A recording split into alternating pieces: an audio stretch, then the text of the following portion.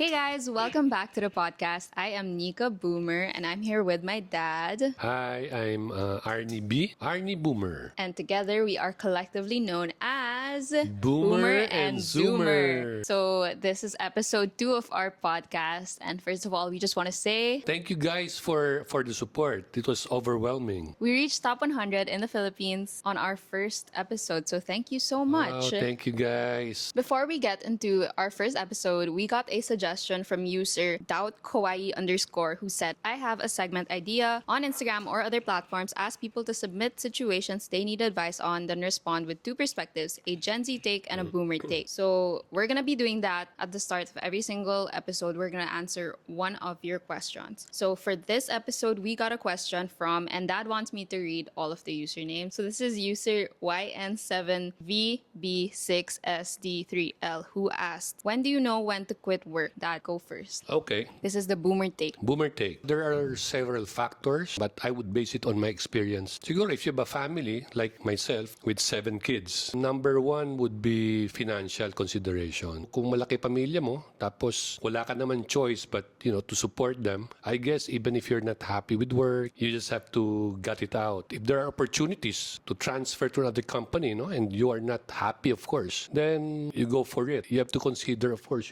how it will affect your family. Kasi yung sa'yo, that's very important. It will affect you, no? But ako kasi, as a boomer, I'm very conservative. I would have to consider how it affects my family. So kung kaya nung supportahan naman yung pamilya, no? Even if I resign because I'm not happy, okay lang. But if not, I would have to stay. So yun ang aking main consideration. Financial, of course, is the most important. Daughter, your turn. So for me, I think I'm answering it from a different perspective as a Zoomer, because when I hear that question, I think of like fresh graduate, like you just got a job, you've been there a few years. In an ideal world, I think the good answer would be like once you're unhappy, you can like change your job, change your profession, go to somewhere that you will be happier. But I think in real life, you have to consider other factors. Of course, as Dad said, monetary, money, you have to survive. So I think before you quit, you need to consider if you have a backup plan, if you have a job lined up, if you can sustain yourself if you don't have that job. Because obviously, like if you quit and you can't afford like your rent, everything you need to pay for, then that's a very bad decision to make. So if you can sustain yourself and you're super unhappy with your job, then quit.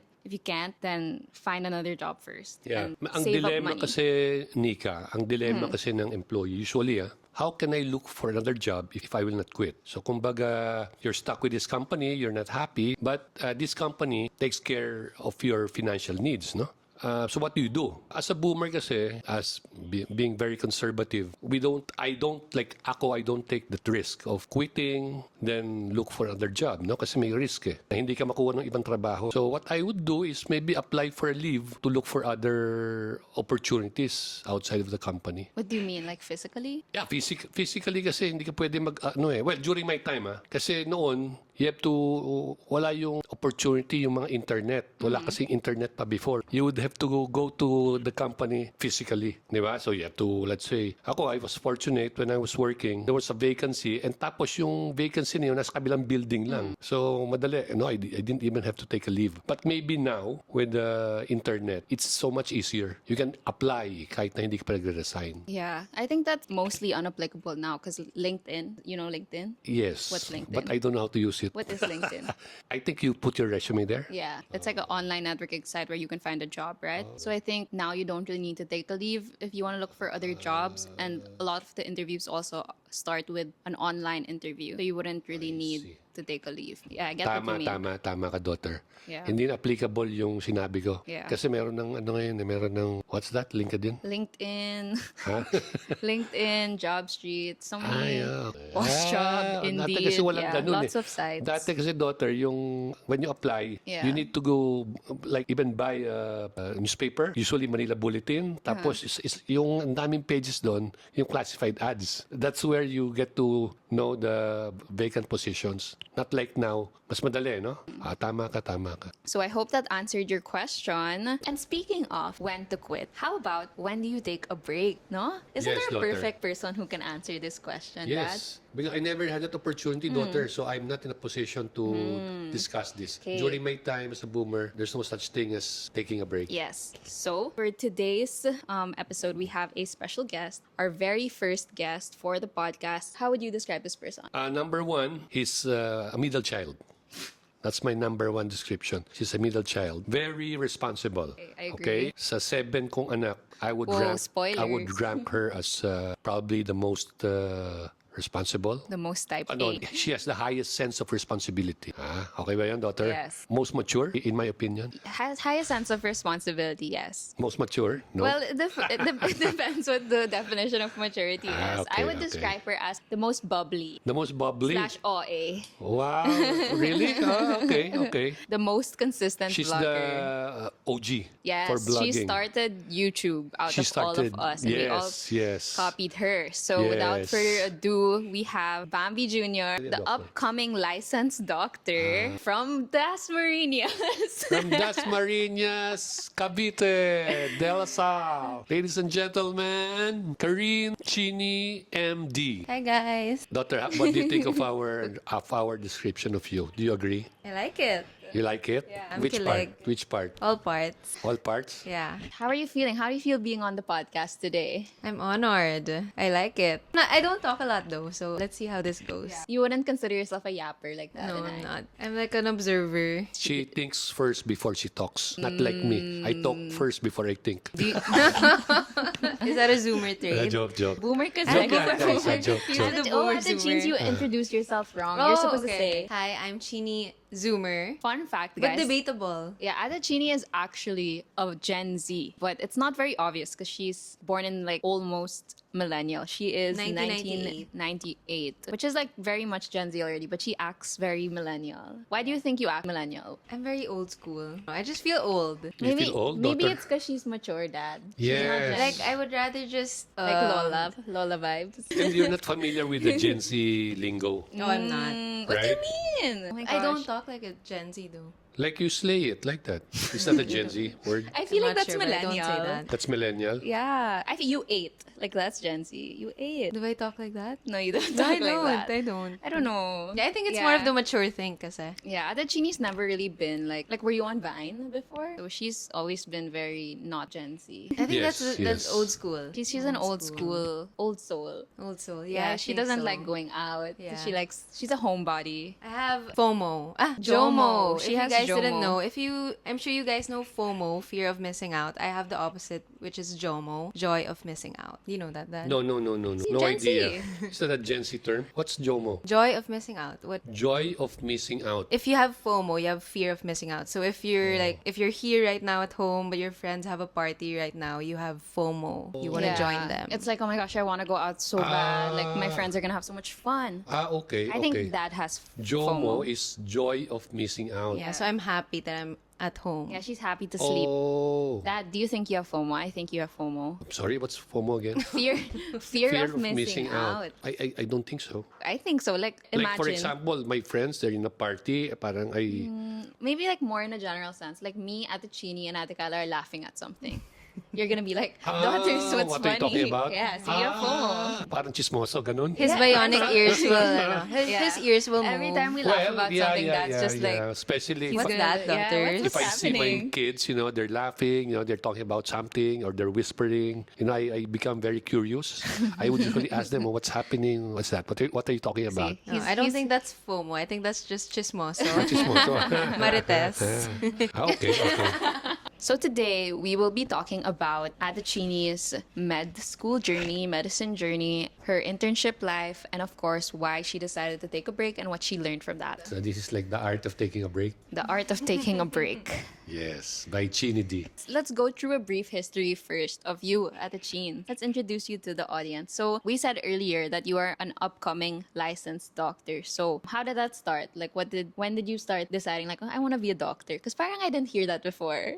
When I was fourth year high school, you have to pick a course. And the only thing I could think of is med, like mom. That's it. Why? Maybe because, like, structure. It's the only thing that made sense for me at that time. So when did you decide? When I had to put a course. That's it. When I it was applied, really then, Actually, we're the same. when I applied for the, Actually, we're the same daughter.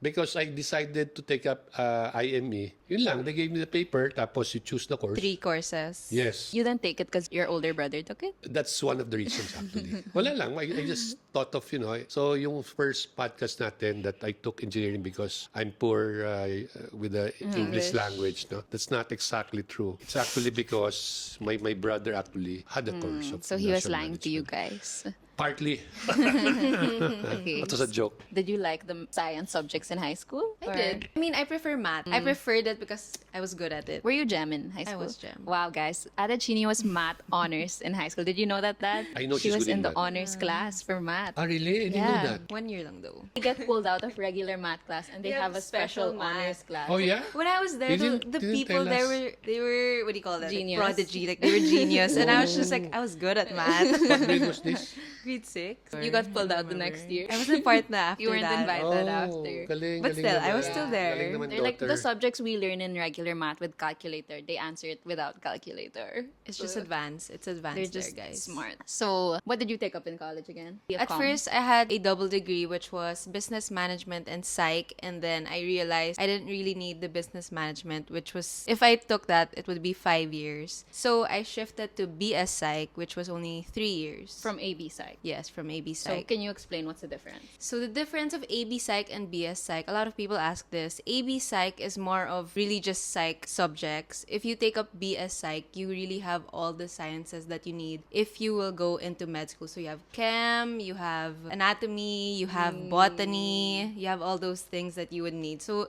all the basics of sciences are already there. So your foundation is pretty good. Would you say that being in a pre-med course helped you in med school? Because I think a lot of people say it doesn't really help. Actually, if I were to take college again with the idea of going into medicine, I would take a harder course because that would give me a better background. But one with more sciences. But BS Psych was already good. But I noticed my classmates in med school, the med tech, those courses, human bio, they had more foundation. So they did better and they didn't have to study that much because the first few years are really just the basics, which I didn't. I had, but not as much as them. Gets. How would you see yourself, daughter, as a student? Are you a serious type? I know what that's I'm not really very serious in college. I'm serious. I take studying very seriously. I like learning new things, and I realized while I was studying, the many years that I was studying, that when you teach someone, it's like you're studying twice. Oh yeah, I remember when she was in med school / college, she would make me, like she would pretend to teach to me and she would also make me read all of her reviewers, which were so long. Like I would read, I Like would just 120 volunteer so much of questions. my time just reading all of those We questions. had nothing to do So naman. guys, I had you're the nothing to do. typical serious student. Have you ever skipped class, daughter? I have, which is why I'm not cum laude. I skipped Oh, yeah? one class. My 4 became a 3.5. Really? Lasal? So I'm honorable She's mention honorable lang. mention though. Oh, because of that? See what happens when you skip Wait, class? really? That's Yeah. the reason why? Oh, just one? Wow. There was an activity that there was an graded. activity. My understanding about college, I mean, you don't have to report for class every time. Yeah, but there as was long an as activity. you understand what's happening. It depends on the prof kasi some profs grade based on attendance. So I guess that one Oh, was but extra when I strict. go to class, I stay in front. Oh, really? She's that type of student. And I so opposite, daughter. answer questions. Because in college, it's more of your grade is based on your teacher. Oh. Like your prof really has a You really big. stay in front Yeah, to I do. listen? No, also because I don't galing like naman, my talking. daughter. Like I'm an introvert. Wow. I I would like say. staying in the back. So if I'm in front, no one will talk to me. And I heard, daughter, you don't allow anybody to copy. In college, yeah. Why that? Because I study a lot in college, so by hard work, Why that?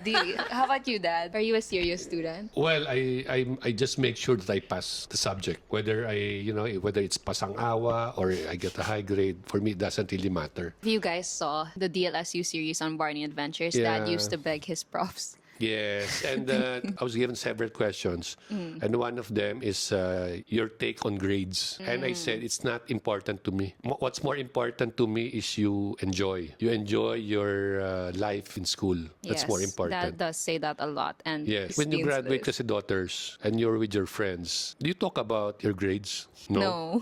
You talk about the fun things you did, right? Times when you skip class. Oh my gosh. I'm not promoting this. No, no, Now no, you no. know the type of student Arnie the boomer is. No, but it's nice to know that you're such a serious student, daughter. How about you, daughter? Are you a serious student? I think it depends. I can be if I No, want but to. no, your experience. I think How can you? just serious enough to like power through. I mean, I used to be in IE. I started in Yes, industrial yes. engineering like you. I copied I mean, that. compared to that, you're a serious So I think student. Yeah, compared to that, for sure, I'm a serious student. But I think like chill. I'm very chill. I know at the end of the day, it's not the end of the world if I get a bad grade. And you're Like, not pabuhat. Yeah, I'm not. I do the work, but like I'm not gonna go like Exert Yeah, extra I'm not gonna effort. like I'm not gonna be an overachiever. Like I'm gonna do the work, but I'm not gonna like Yeah, burn but myself out for I it. think, nagbabasa ako. Nagbabasa talaga ako. But, I also Likes to play Pasoidos. I like to play pusoidos with my friends when I was in college, no? But I make sure that I pass. Kasi kawawa yung parents ko eh. Lasal is very expensive. For me, like I had a really, really hard time in accounting. Accounting is so hard. So that's where I was like really I had to lock in. Do you know what locking in is? That's a Gen Z term. What's locking Lock in. Focus. Yes, correct. Focus. Lock in. Do you think people will get confused at the Cheens? With what? Our voices. A lot of the time, people say our voices So sound the comment same. down below if you Yeah. guys are getting confused. Actually, me, Ate Cheeni, and Ate Kaila, I think the three of us have very, very similar Similar. voices. So if you're confused, I'm Nika. I'm Cheeni. I don't know what the difference of our voices. I think she sounds happier. There's a intonation Yeah. at the end. Anyways, continuing to the story. Okay, so once you got to college, what was it like? We have very different college experiences. Oh yeah, Because because of the times. Right now, how college works, I'm still in college. It's hybrid. I've been hybrid my entire college life. So it's only face to face 2 times a week. So I barely go to college actually. Maybe that's why I'm so chill. They also have no more dress code, so it's not that strict. How is it in your time? we had a dress code, so I had to think of what to wear. And then all my friends had a condo, so at night we would eat together, study together. That was fun. And like, Like me, I don't really do that. I go home. yeah. Like, did you feel like you were becoming a doctor now with your course or not? With some subject, because I had anatomy, I had mostly anatomy, campana. Was it hard, would you say? Because I know my friends who are med bio, they all had a hard time. They're all delayed, so some A of lot them of people quit. say it's hard, but I always say like it's hard, but if you put on the work, because I always do all-nighters. Like I really study because I have a hard time understanding lessons, so I really have to review. So if you do that, then you won't have a hard time, is what I always say. Yeah, I remember when Galing naman, when you had finals before, you would like not go home because you're locked in. Yeah, I'm always locked in. Yeah. I always have highlighters, helps me study. But you graduated on time. on time. You mentioned that you have a study group. Is that a study group? Is that a regular study group? And you really study? Most of the time it's just me. Most of the time it's you. But like when my example, friends want to study, then we'll study together. Why, Dad? Did you have a study group? It's not going to work if I'm with my friends. Why? We will not be able to study. Why? Wala, di ba? What you gonna say? Inom na lang tayo. During that time, yeah, probably. Or pasoidos na lang? Or pusoy na lang tayo. Ganyan. Study for like 30 minutes. Then Who's the let's play. enabler? Huh? You. No, not really. Not really. After college, of course, you went to med school. So you entered med school what year? I think 2020. Okay, so you started med school in COVID. Do you think there was anything different with like entering during COVID versus if you had entered if it was not pandemic? I think it would have been harder if it was not pandemic because you have to listen to the subjects in person. Because when I was in first year, it was all online. So I was able to play back the videos and learn it more. So if it was face to face, it would be hard for me to with the Notes and pace. It's everything. fast Yeah. pace. I would be locked in the room. I'll be like, "Don't go in. I'm studying." Remember, guys? They would wait for me to unlock my door and family time Again, after. locked in.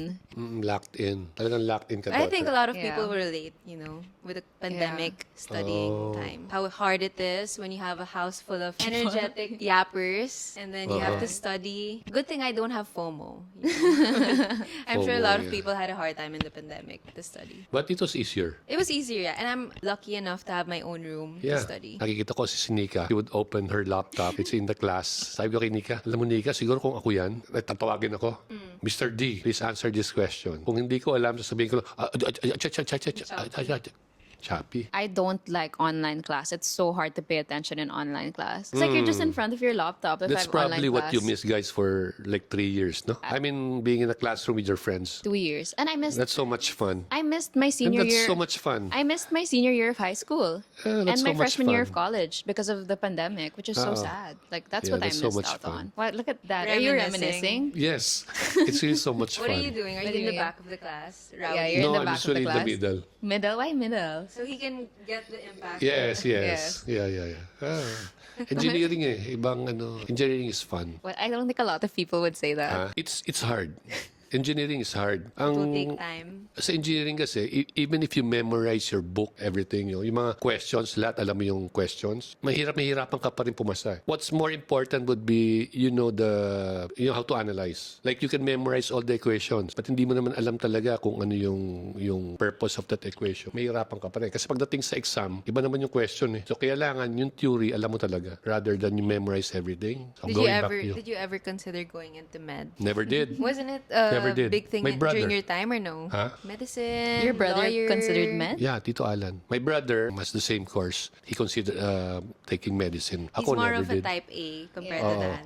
Because Very my much dad so. is also an engineer. So yun, siguro ganun lang naman talaga yun eh. Like you, did your mom influence you? No, she didn't really say anything. So I just told her she and was she was a- happy. And she was a non-factor? She didn't convince me, but since she's there, she was, Yeah. you know, Oh, of course, we're very happy. At least one of the 7 they're very, very is, happy. yeah, we're very, very happy. The eldest, no, your kuya. Magaling si kuya eh. Actually, pumasa siya dun Med. sa... Human bio. Yeah, he passed human bio. The quota course in TAF, in TAF, pumasa siya doon. Kaya lang, eventually, he decided to go to Araneo. Ateneo, no? So, How yun lang. about you, Dad? How many people chose to take up engineering? Yung number 5, si Arisa Kichi, she took up management engineering in Ateneo, no? I think that's a very hard course in Ateneo, maybe probably the hardest. It's an honor class yan sa Ateneo. Yung number 3, Kiyo, we have the same course, industrial Management engineering also. Yung aming youngest, si Nika, originally industrial engineering yung course sa Salasal, And then but I she dipped. decided eventually to shift to another course. Yes. So, ilan kami? Or 3? So in the 9 in our family, there are 2 doctors, 3 engineers, 2 business majors, and 1 communication major. That's what our household is Ate made Kim out is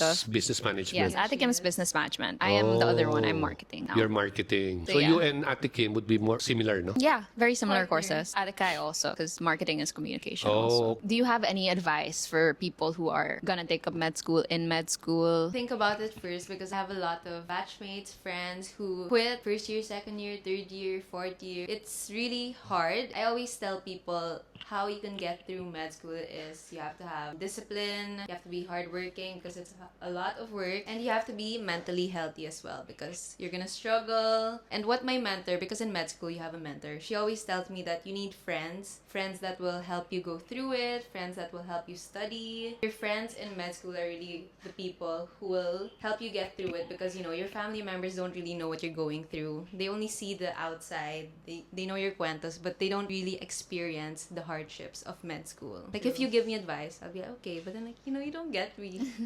Get That's what my mentor always tells me. So, make friends in med school. Make friends in med school. Like, don't isolate yourself. Like, don't just study by yourself. Oh, Because that's okay. a big help. How about study tips? Since Study tips. you're a studying pro. It depends on the person. For me, what works for me is, okay, so I have a reviewer. I like highlighting because I'm a visual learner. So colors will help me remember. So when I'm taking a test, what I do is, I can imagine the handout. I'll be like, oh, it was in the upper right, color red. Or, Wow. you know. But the best way to learn is to understand. Once you understand, you don't really have to memorize. When you see a question, you'll be like, okay, this Tama. is how it. Well, what's your agree. studying tip, I Dad? agree, daughter. Parang rather than focus on memorizing, you should know, let's say, yung theories, di ba? Alam mo dapat alam mo dapat talaga yung mga, Essence of it. yes, yung essence, yung concept, di ba? So kahit anong question ng ano sa iyo, you would understand because you can apply, right, the theories. How about you, Agree. Me studying tips? Well, I think writing it down on paper helps. Like in an online setup, if you write it down on a paper, you will get to memorize memorize it more. Also, just make it fun. Like, make it fun to learn. Make a flashcards. mnemonic.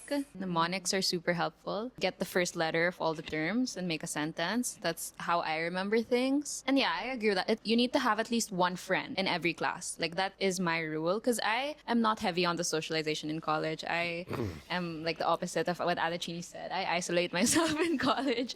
So my rule to myself is I need one friend in every class, because that one friend can tell you if you missed anything, or like if you need reviewers. Like, you can just ask. So, Do you copy from this friend? huh? No, I mean notes. Notes, Not during, yes. not during the exam. Notes, yes. We share notes. If you can, have a shared docs with your friend so that you both can like type in notes instead of just like you making your own notes. But always have someone you can go to in your class. That's important. Arnie Boomer, would you say it's easier to study now compared to your time? Yes, so much easier, That, doctor. did you use an encyclopedia? So much easier. Encyclopedia, yes. Tapos wala naman kasing wala ka namang laptop wala namang cellphone. So you have to go to the library to research. Did you go to the library? Hardly. Handful of times. Hardly. No, because may book ka naman meron ka namang libro di ba? Yung book, yung basihan mo talaga. Wow, so when you go to class, you really bring like all your books? Or you don't? You just borrow your friends? Actually, you just bring one book for ano lang yan, pang-effect lang yan. And one notebook. Yan, papasok ka ng class na ganyan. Walang Para mo ballpen. mukha ka studios. Di ba? Kaya, importante yun Importante, you study, siyempre, before going to class. Alam mo na dapat yun. Do you study before class? Yeah, of course. Of course naman, daughter. You cannot pass naman without studying. The audience doesn't know that. They without might studying. think you don't study. Wait, isn't there another test before med school? NMAT. Yeah, A lot of people message me about. We 'cause didn't talk about that I set yet. up a reviewer and put it in a Google Drive, and a lot of people use that to study for NMAT. So people still message When me is up to this when day. does the NMAT happen? Isn't it before med school? Before med school. So you got a high score in the NMAT. What did you get? 96. So Cheeni got 96 in the NMAT, which was a result of her, again, locking in. So she was extremely locked in during NMAT season. She had like a standing table and all. So I guess specifically, Grabe. what would you say to the NMAT takers? Focus on your strengths, because my NMAT score, there were some parts, it's subjects. Some subjects were low, but the subjects where I was good in was high enough to pull up my grade to a 96. So focus on your strengths. So you're like your mom, daughter, no? A nerd. A nerd? If you can say it like that. But your mom is like that. Nerdy. Like what I heard. Mom is like what? Studios. Yeah, Talagang mom yan. said she likes to study. Oh, she likes to study. Yeah. Do you like to study? Me? If the subject's fun. You like to study, but just enough. If the subject's fun lang. I guess what sucks about like the DLSU enlistment system is that if you're not DL, you're last on the priority list for enlistment. So if you're already getting bad grades, then you're the last to get profs. You're gonna end up with bad profs. And then you're just gonna get bad grades again because the profs are not good. So I guess it's just like once you get like a bad placement in one term, you're kind of just good luck to you. Yeah. Tama. Never had that. Yeah, Cheeni doesn't have that problem. But if you are not DL, you get what I mean. Like, it's hard to get good profs if you're not DL. Were you Dean's List dad? Never. Never? Maybe on your normal first doing term. engineering. Not even on your first term? I can't remember, but His first term was probably his most fun term. No, it wala probably just kept getting more fun and fun. No, in my batch, parang dalawa lang yung graduated with honors Wow. I can just say that si Ate Cheeni, no? Wala akong encounter ganyan sa sa grupo ko, yung barkada ko sa engineering. Yung very studious, very focused, very locked in. Kaya okay, I'm so happy, daughter. That's like, I wonder where this came from. Mama ka sa mami mo.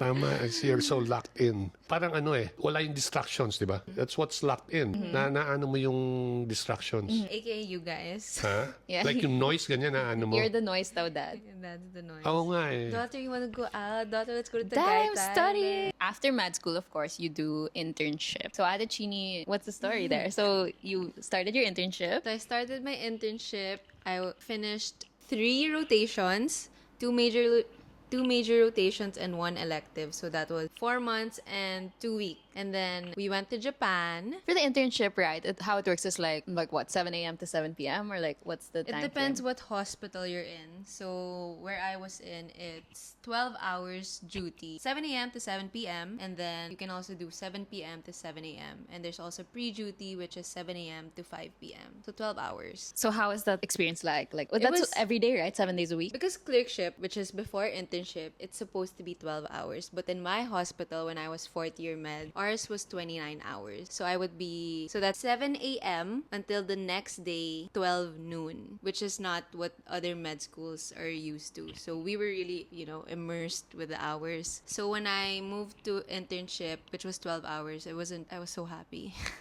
It wasn't hard. But the reason why I had to take a break was because I had some personal things that I had to exert my time in. If I was still in my internship, I wouldn't be able to focus on it and it would not do well. Since I'm paying a lot of bills, I really needed to fix that certain thing. A business thing. Sabi mo, daughter, di ba, yung seize the moment. Kaya nung time na sinabihan ako you advised me that you will rest for a while sa medicine. Kasi intern yun, di ba? She was on her intern and ilang months na yun? More than 4 months. More than 4 months already. When she told me that I want to stop first. So may mga pinsan kasi ako na doctors and they told me, ay Arnie, wag. Sayang yan. Sayang yung time. Dapat tuloy-tuloy yan. There are students who are like that. They stop, then wala na, hindi na sila kino-continue. But I don't know, for ako kasi nung sinabihin ako when you told me that, I was actually happy, no? I was happy because she was staying in a condo for the longest time. She was isolated from dad. She was not in our house for the longest time. So when she said that she will stop first and rest, so good. Sabi ko, you will have more time with the family. I didn't even think of yung kanyang situation sa school. And I think that happened when we went to Japan, right? We went to Japan, tapos during that vacation, she extended kasi yung sisters niya, I think mas matagal pa sa Japan magstay. Siguro nagustuhan niya to join her two other sisters. So she said, okay, I'll stop muna school. Wala. What? That's Tama not ba? what Hindi ba yun? happened. Okay. What happened, daughter? By the way, how long is the internship? 1 year. So I have 1 year. 7 months left, which I'm starting next week, guys. Oh, that's So really you're sad. done with 5 months already during your time. 4 and 2 weeks. Oh, 4 you're months done and with 2 4 weeks. and 4 months and 2 weeks. So 7 months na lang you'll be done with internship. Yeah. So when I was in Japan, I had an unexpected business thing that I had to deal with. And I took that as my sign to finally take a break because I've been studying since I was, junior prep until that was already 22 No break, no years break. of studying. As we were saying, When I study, I really lock in. So I was kind of burnt out. And to add to that, my clerkship was 29 hours duty. So I was really, really tired. And I felt like I wasn't really that happy. And I missed my family. They were always going abroad, always Without going her. on trips. Without you. Yeah, I wanted to spend time with my family also. Yes. So, daughter, when you advised me, I was so happy, daughter. You know why? Because I can spend time with you and I can go to Japan Yes, with you. we missed you, daughter. We were all like, They were quit. so But happy. I had the impression that the reason why you stopped, no? Decided to stop is because you just wanted to stay with your sisters in Japan. Not really. Parang akala ko noon, I want to stay longer in Japan. I'll stop muna. No naman. There's Just a bonus. There's a deeper reason It's pala. a bonus. There's a deeper reason pala. I Yeah. didn't know that. It's only now, Now you know. It's nice. You were able to rest. Everyone deserves a break. Yes. It's important to take a break every now and then. And what I always say is it's my own timeline. My batchmates now, they finished their internship already. They're gonna take their boards in 2 months. But, I have to have the mindset that I have my own timeline. This is not a race. Tama. I agree. 100%. Sino ba hinahabol mo? Wala ka may hinahabol, di ba? Yeah. Only my eggs. my eggs. Your eggs. Yeah. I thought your ex. I thought also, kala ko ex eh. Kala ko hinahabol mo ex mo. Your eggs. Your know. ex. Eggs. Oo. Hindi, tsaka. Your eggs. But also, if you guys didn't know, my mom, they started having kids when they were 30 years old, which makes it not that hard on me because, I'm 27, so starting 30 is not gonna be a bad Yeah. thing because my mom started when she was 30. Ako kasi, I'm a proponent of enjoying life eh. Diba? Enjoy every moment. Diba, daughter? Life is very short. Kahit na if you continue. I don't understand kasi, daughter, why some people have a problem with, taking your time to graduate. Diba? Tapos at the end of the day, you're so stressed out. You have an issue with you have a mental issue. Diba? Sa akin kasi, I'm a proponent of enjoying life. Life is short. Well, for me, I see my batchmates and my friends. One of the reasons why they want to finish is because they're helping their family or they don't really have the means to take a break. They really need to start already and start earning. So I'm very lucky to be able to take a long break from med school. Tama naman yun. Tama naman I yun. think your perspective that actually is probably rare for a boomer. I think other boomers probably encourage their Oh, I kids to agree. finish already. They're probably just like, oh, During kaya your mo time, you guys worked kaya very early in life. mo yan. Hindi, ako yun, daughter. Hindi, ako yun because... It's an Arnie thing. No. When I was in college, rin ako, yun ang mindset ko rin, to finish early. I want to work. Right away? Right away. I want to be independent. Ako yun. Pero with my children kasi, ang aking objective, ang aking goal, even for them, no, is for them to enjoy life. Hindi lang yung you study, 'di ba? Like your brother, parang dapat walang pressure, 'di ba? But tama ka, yung sinabi mo na it really depends on the situation. If you need to support your family, then I guess you don't have a choice. Diba? But kung ako, as much as possible, if you have the means also, there should be no pressure. Enjoy mo yung buhay mo. At the same time, make sure that you're secured. Hindi naman pwedeng puro enjoy lang. Diba? Yeah. That relates to the question we answered in the start of this episode. You need to have a plan if you want to like uproot something so important like med school. Yes. You need to know that you have financial security and stuff like that. While I'm on break, I'm also working. I don't really like staying stagnant. So during my long break, I'm also working. Okay, Dad. If you were at the Cheeni, how do you think your parents would have reacted to you saying that you want to take a break? I don't think they will agree. That's why I didn't even tell your lolo. I know what his reaction will be. He will say, oh, bakit? Hindi practical yun, mali yun. Kasi pag umalis siya, baka hindi na, alam mo na, tama rin na yan after mag-break. No? Sayang yung 4 months. I can just imagine my dad. Sayang naman yung 4.5 months na inano niya. Kaunting tiyaga lang. Diba? Tapusin na niya. Ganun. Parang I remember when we told him he was chill. Happy. He was happy. Oh, really? Kasi I he don't was know my like, dad. it's credited naman eh. He's like, oh, I Hindi, finally but see you. he didn't know that naka 4.5 months ka na. No, he knew. He knew. He said he hasn't seen me because Really? Baka That's good. Baka that's if it's dad lang. If it's dad. because our lolo has softened. Over Yeah, our yeah, lolo's yeah. very different to He has us. mellowed down. He has mellowed he's down. very But different to us. Ako, I can, hindi ko ma-imagine na sabihin niya sa akin yung ganun. It'll be like, Are you scared? Will you be scared? Oh, yeah. I will. Oo. the times were different then. Oo. Kasi yung sa akin, parang when you're a boomer, like magsi-62 na ako ulit, no? I'm 62 years old. I treasure kasi yung moments I have with my children. Katulad yun, may medicine ka na. Pag may family ka, di kaunti na lang yan. Ating encounter, mga once a week na lang siguro. So these are the times that you get to enjoy quality time with your children. Ito yung mga ganito. Katulad nung pandemic. Ilang tayo dito? How many? 2 years we were Wow. together. Were you happy we were all finally No, complete? I'm so happy. I was so happy. Diba? It was difficult, but during the time, maybe hindi mo maisip na you're so happy. But looking back, it was probably... He wasn't happy at the time.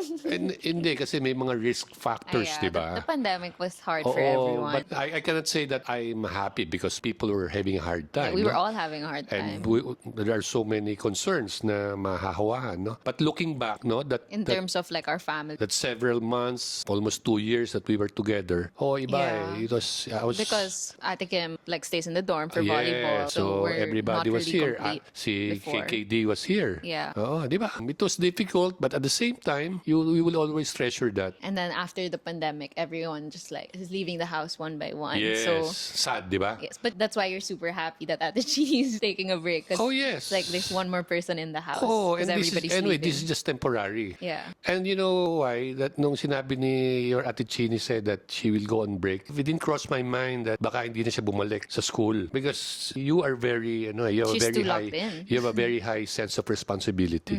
I mean, I don't have to tell you, alam mo na kung what's your future. Diba? If you notice, I don't usually give advice. Not like yung ibang kapatid mo that I give advice. No? Ikaw di masyado. Because I know that you have a very clear direction on what you want to do. How long has your vacation been so far? Almost 7 months. Because And- I only have 6 days left. And what have you learned during your vacation? Did you realize anything? I realized that I needed a break. Before my break, I didn't realize how much I needed a break. Like how much you were working? Yes, I didn't realize how tired my body was, how tired my mind was. But when I took my time off, I realized that you really need to take care of yourself first before others. Taking care of others, like literally, like Yes, medically. literally, as Yeah. a doctor. I've seen a lot of doctors who are burnt out and, during duty, you can't even take care of the patients now because, you're so tired. And as a doctor, when you're tired, you can make mistakes, and those mistakes can cause. Ooh, like Conrad in The Summer I Turned Pretty. Because Steven got into a car accident. He wasn't tired though. Can you say that you have maximized your 7 months? I can say that I have maximized my 7 months, and I have a friend who also did mid-year, and we were talking about it, and we said that because we took a break, when we come back, we're really gonna be happier and immerse ourselves in the internship because we're well rested. That is nice. How did you do it, daughter? How did you maximize? I was able to travel. I went to Cebu. I went to Iloilo. I went to Japan. I went to Vietnam. Twice. I went to La Union. I go to Baguio. Oh, Baguio. Before. You want?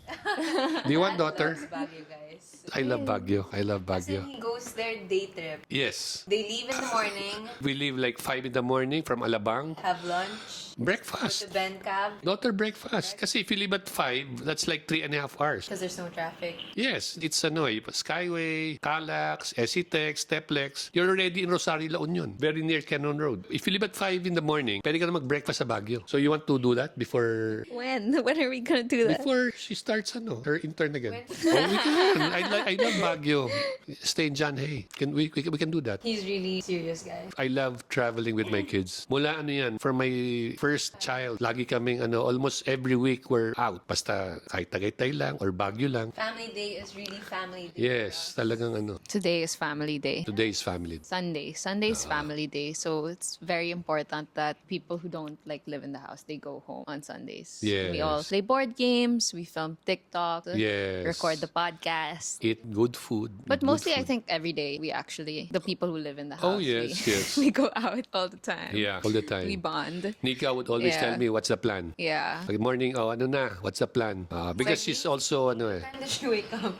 she wakes up at, between No 12 to naman, 2. 11 a.m. Going back to the vacation, maybe you can give your advice. How do you maximize? How do you maximize? For me, 7 months, I mean, I consider That's 7 months, long. It's very long. Yes. How do you make sure that when you go back, you're like so refreshed? Ooh, okay. For me, I think because when you're in your internship or clerkship, you don't really get 8 hours of sleep. So for me, during my break, I made sure that I got enough sleep every single night. That's one thing that I focused on.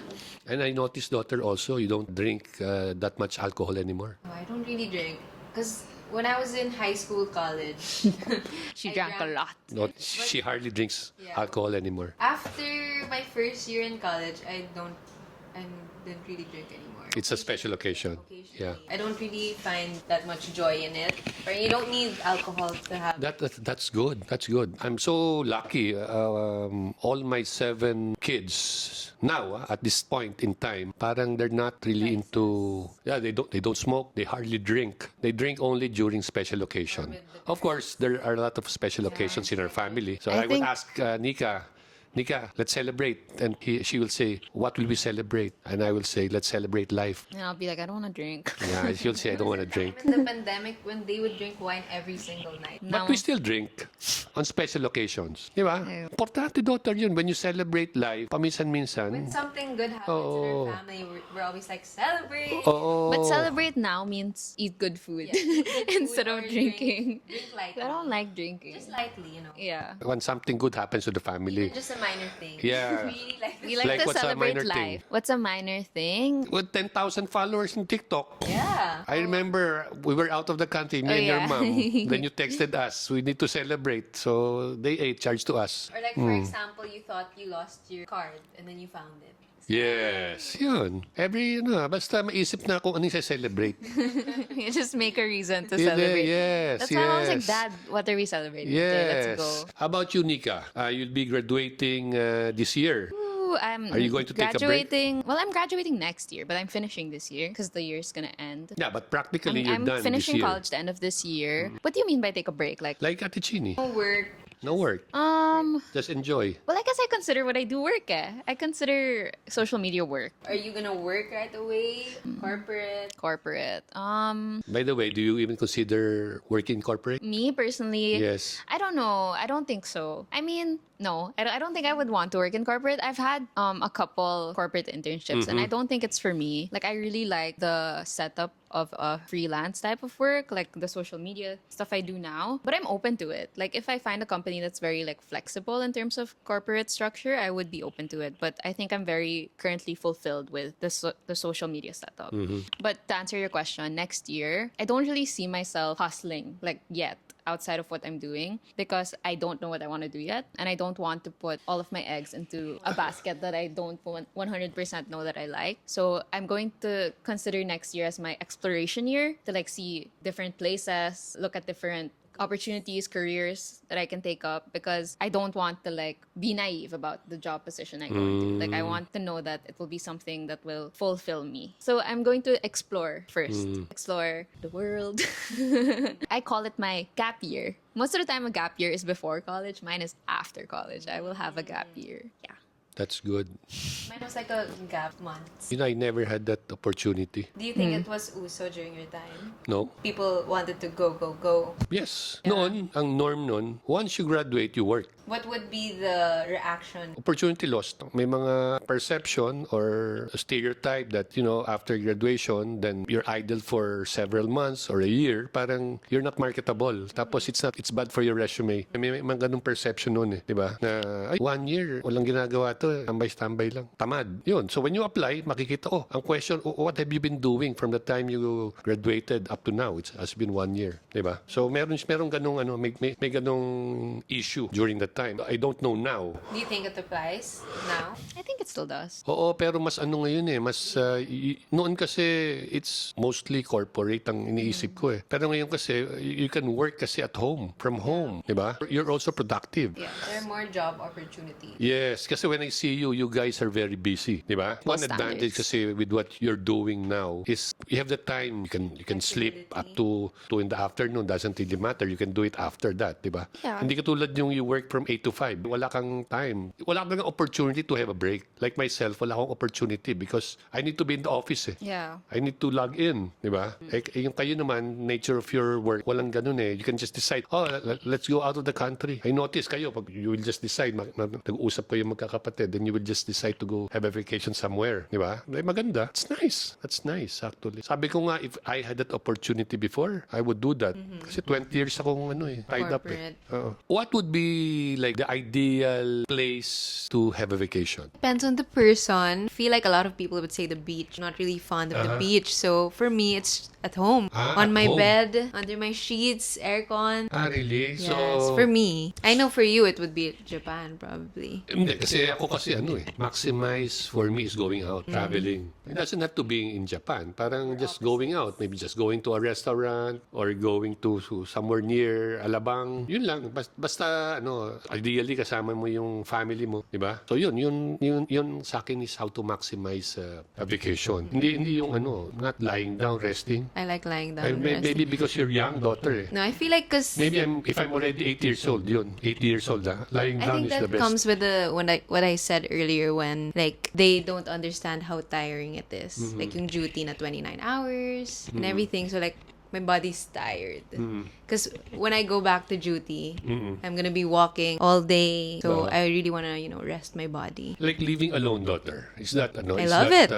Does that help? Because it's your vacation and you're living in a house now by yourself. Does that help? For Living me, alone? yes, because With Kura, of course. Yeah, with Kura. As an introvert, it's really peaceful to just have my own space and not talk and just be quiet and do my own Are thing. you an introvert, daughter? She is. I am. Oh, She yeah? is. Introvert in relation to other people. Relative to your sister, siguro. No, like in relation to other people. Because I think there's a difference between like being introverted and being friendly. Like those are two different things. Like Ate Cheeni's introverted and friendly. I would say I'm like extroverted but not friendly. I can yeah. start a Like conversation. I like talking to people, but like I don't like talking to people I don't know. Ako rin, I think don't I'm know. I don't also know how an to introvert define it. daughter in a way. No, really. I don't like going to parties. No, you like No, talking to people. You don't so- have to go to It's parties. okay. I like talking to people, but I don't like socializing. That's masyado. so fake. No, you do. You love You do. socializing, and you He's always gonna go talk to parties. anyone and everyone, guys. Oh, no, I like talking to people, but I don't like, going to a formal setup. Yung Yeah, mga it doesn't ganon. have to be. Ayoko ng mga ganun, di ba? Yung mga fine dining, ayoko ng ganun. Fine dining restaurant. How do you think having a dog has like helped you? Kura, having kura. When did you get Gura? Like before your break, right? You were Oh, still in your God. internship. September. So you were still Almost in your I was in my internship. So how did internship. having a dog help you during that time? It helped a lot because when you go home, there's someone waiting for you, jolly, happy. So it lightens up your mood. And then it also helps me to wake up early because she needs to potty, which was not really a problem because I really wake up early, but it was an extra motivation to wake up early. And you got really lucky with Gura because she's like a chill dog. She's like very super chill. low maintenance. She doesn't potty inside. She's the perfect dog for me as an intern because she just sleeps when I'm Yeah. in my internship. Do you feel like you're a mom because of Kura? A dog mom. A dog But mom? not like a mom. Uh-huh. A baby's a whole different responsibility. Isn't that a good practice already for you? Building for the future? I guess so. I feel like actually maybe if you're planning to have a child, maybe have a dog first and see how you are as a dog mom. Oh, Yeah, that's a good one. Yeah. See if you're patient, see if you're willing to sacrifice your time to take care of Yeah. that It's so much more difficult, daughter, to have a Yeah. child. and Than a expensive. dog, huh? And expensive. Oh, yeah. Having 7 kids, diapers nyo palang, daughter. I remember me and your mom, we would go to the supermarket. Oh, they washing machine the diapers, No, guys. no, we never did that. Oh, lahat in diapers. Yung volume pa lang. But, it was fun, actually. This is Gura. Gura, say hi. This is Kura. Gura's here. Okay. Sweetest of them all. Wouldn't you also say that Ate Cheeni was the sweetest of them all Oh, before? yeah. She's the original sweetest of them all. Who do you think is the sweetest of them all now? Amongst the dogs. Kura. Amongst No, the people. the children. Yeah. You know that, daughter. You're the original Now. sweetest of them all. Now. Now? None. Now? They're all bittersweet. Actually, probably Nika. Kasi siya nila yung nakasama namin Maybe Ate Kim. lately. Ate Ha? Kim? Nika.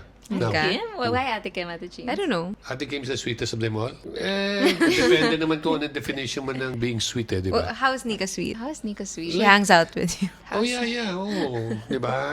That is Morning, a- she'll tell Dad, what's the plan? He's a Velcro parent. No, Yeah, mga ganun, di ba? they're Before, Velcro I parents. remember, Cheeni, you always go out with me. I'll get mad at you if you don't bring sabihin me. ko, Cheeni, I'm going na. Then say, I'll I'm go going with with you. you. She's always, I'll go with you. Tapos, the following day, Cheeni, stay at home now. I'm going with you. Of course, nag-evolve yun. Now, I'm not she's going with busy. you. She's busy na.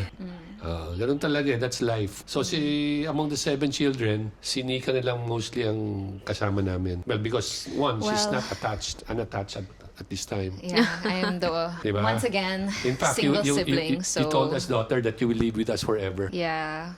Baka nag-iiba na because she's now exploring opportunities. She wants to look at places where... I want to explore the world. So we're the eldest, middle, and youngest in the family. Oh, yeah. Oh, yes. So how is it like being the middle child, guys? Both of you are middle children. Ate Cheeni, if you guys didn't know, is like in the middle talaga of the 7 kids. She's flat middle. She's the 4th. That is the middle of 3 children. Yes. So how do you think was the experience being the Me? middle child? Do you think you guys had a different experience as middle children? I don't really think I experienced like a middle child. What do you call it? Middle Middle child I don't syndrome? think so. What is the middle child syndrome? Parang... Like parang Like your neglect. parents- your Neglected. parents don't really pay attention. Yeah, neglected. actually, I have a group. We have a big family. I have like about 30 first cousins.